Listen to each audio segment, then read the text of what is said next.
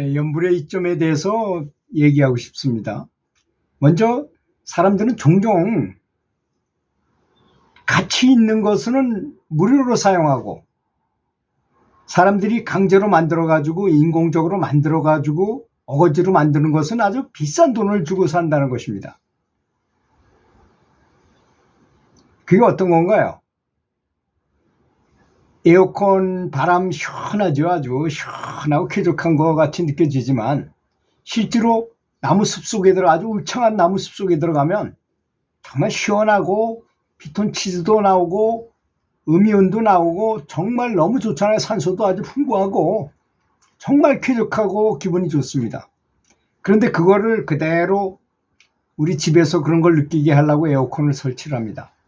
근데 그게 몸에 좋은가요? 에어컨 바람을 하루 종일 쐬고 있고 이게 사람 좋은 것 같지만 실제로 몸에 별로 좋지 않은 거 아니겠습니까? 제 집사람은 냉방병에 걸려가지고 폐렴이 와가지고 또 한참 고생하고 막 그런 것도 보니까 에어컨이라는 게 그렇게 좋은 것만은 아닌 것 같습니다. 또 우리 연불을 하면 연불하는데 돈 들어갑니까? 그런데 뭐 다른 것으로 뭐 연불 대신 뭐 영화를 본다거나 뭐 또는 좀 재미있게 하기 위해서 뭐 전자오락을 한다거나 뭐 재밌는 놀이를 하는데 다 돈이 들어갑니다. 굉장히 돈이 들어가고 그건 별로 인위적이면서 별로 좋지도 않아요. 근데 연불은 돈 한 푼 들어가는 거 아니죠. 집에서 연불을 한다 그래서 뭐 절에서 하는 게 더 낫기야 낫죠. 분위기상 분위기도 그렇고 또 여러 명이 같이 하면 장작을 몇 개만 둔 거하고 놓고서 장작을 피운 거하고 장작을 많이 놓고 불을 피운 거하고는 화력 자체가 다르잖아요. 그거하고 단체 연불하고 혼자 하는 거하고 다른 점도 있습니다. 그 점을 잘 아셔야 됩니다. 그런 것처럼 연불에는 전혀 아주 굉장히 유익한 점이 많은데도 불구하고 오히려 다른 것은 굉장히 돈을 갖다 많이 들이면서 이거 쓸데없는 것에다 이렇게 많이 하더라 이겁니다. 그리고 이제 그 연불을 중병에 걸려가지고 연불을 계속 하니까 어떤 분이 병원에 가서 진찰을 해보니까 병명은 아는데 치료약이 없는 거예요. 그런 경우가 참 답답하죠. 그래서 열심히 기도를 했습니다. 연불 기도를 했어요. 그랬더니 이 부처님께서 꿈속에 나타나셔가지고 미국에 가면 LA에 무슨 병원이 있는데 대학병원이 있는데 그 병원에 그 어느 과를 찾아가면 무슨 약이 있다. 그 약을 사다가 먹으면 너는 괜찮을 것이다 라고 가르쳐 줬어요. 근데 너무 꿈이 생생하거든요. 그래서 미국의 LA에 사는 친척한테 전화를 했어요.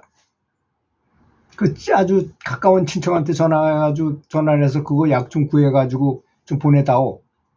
그래 보내나 마나 조금 있으면 이제 곧 그 사람이 한국에 올 거니까 오는 김에 사가지고 와라. 그래서 갔더니 그 대학병원에서 깜짝 놀라더랍니다. 왜냐?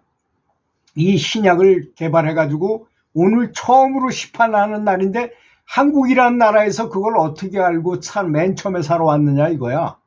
그래도 그 약을 사다가 먹으니까 부처님이 가르쳐 주신 약인데 그게 안 낫겠습니까?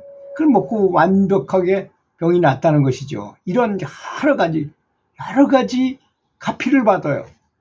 이런 게 한두 가지가 아닙니다. 너무나 많은 가피를 받게 된다는 것입니다. 그래서 이 꿈속에 부처님이 가르쳐 주신 방식은 아주 다양하죠.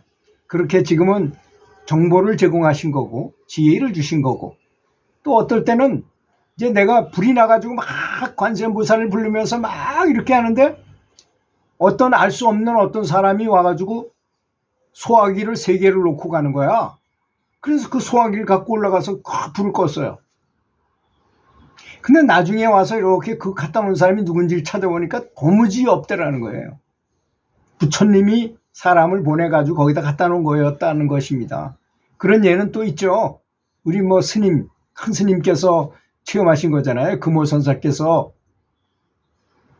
그 수월선사님, 북한도 저 만주에 계시는 수월선사님한테 한 수 배우려고 가셨다가 그분이 체격이 좋고 그러하니까 꼭 마적 두목같이 생겼다고 그 사람이 마침 죽었는데 사람을 부신 검문하다 걸렸는데 그 사람 비슷하다고 그런 거야. 그 남편이 죽었는데 아내가 그 사람 비슷하다는 바람에 붙잡혀가지고 감옥에 투옥됐다는 거 아닙니까? 그 모 선사님이. 근데 가만히 보니까 왜 이제 그 나중에 조사해 보니까 그 사람이 잡혔어요. 잡혔는데도 안 보내주더라는 거야. 왜 그러냐고 한국 교포가 들어온 사람한테 물어봤더니 우리가 국적이 일본이기 때문에 그때 외정시대였거든요. 그래서 러시아 사람들, 러시아가 붙들고 있었기 때문에 러시아에서 일본 사람이 그걸 알면 그 돈을 다 여지껏 손해배상을 청구하기 때문에 그냥 감옥에서 죽게 가만 놔둔다는 거야. 그래서 가만 그 말을 듣고 나니까 안 되겠다. 그래가지고 금호 선사님이 열심히 관세음보살 연부를 했다는 거 아니겠습니까? 너무나 열심히 했더니 어느 날 밤에 기승추리한 상황에서 어떤 검은 옷을 입은 사람이 쏙 나타나더래요. 그 감옥 밖에서. 그러더니 오더니 갑자기 그 감옥 철장을 싹 빼더래.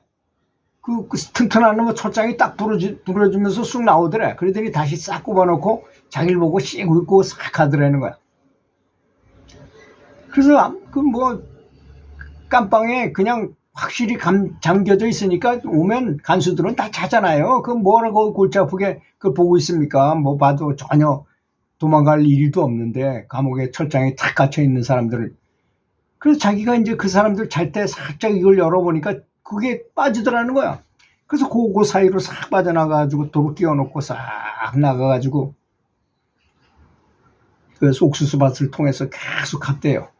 근데 갑자기 뭐가 타닥타닥 막 하고 오더니 보니까 그 간수들이야. 말을 타고 막 쫓아오더니 자기한테 자기가 죄인이잖아요. 자기가 탈옥수인데 쫙 쫓아오더니 여보시오.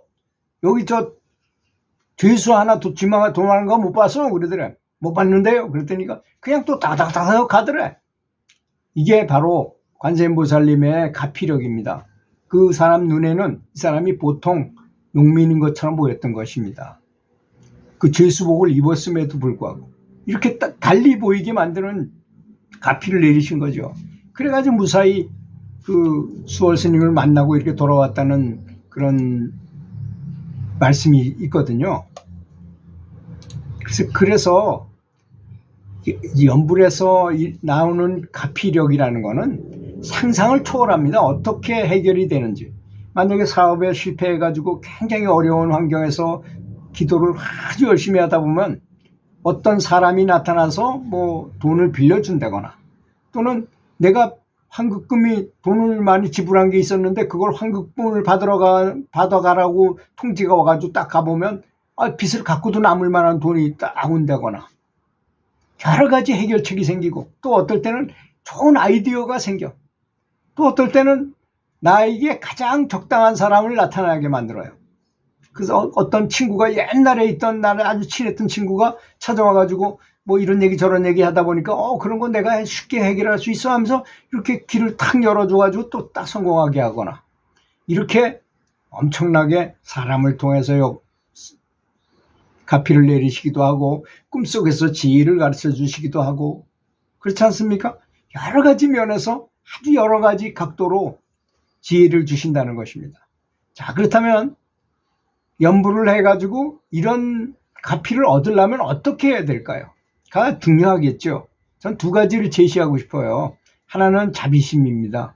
자비심 하면 좀 계산하기가 좀 복잡하니까 감사함이라고 말하자고요.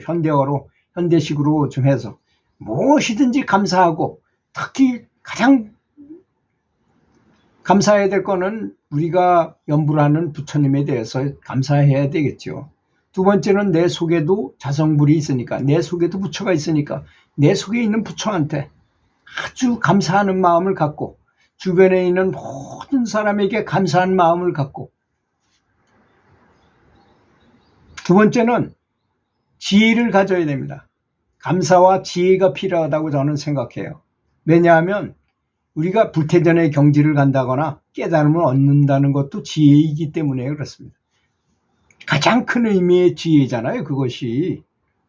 그렇잖아요. 사람이 뭐 깨달음을 얻는다든지 내가 불태전의 경지로 아라한이 된다든지 이런다고 껍데기가 갑자기 확 변합니까? 아닙니다. 마음만 변하는 거예요. 마음.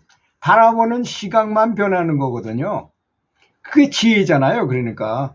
그래서 항상 지혜를 구해야 된다는 것입니다. 만약에 내가 사업이 잘 안 된 상태에서 연불기도를 한다면 지혜를 구하게 해주십시오. 항상 저는 그렇게 기도합니다. 부처님, 큰 자비심을 저에게 주시고 또 이 일을 해결할 수 있는 해결책을 알려주시는 지혜를 주십시오. 그리고 항상 불편하고 노트를 옆에다 놓고 연불을 합니다.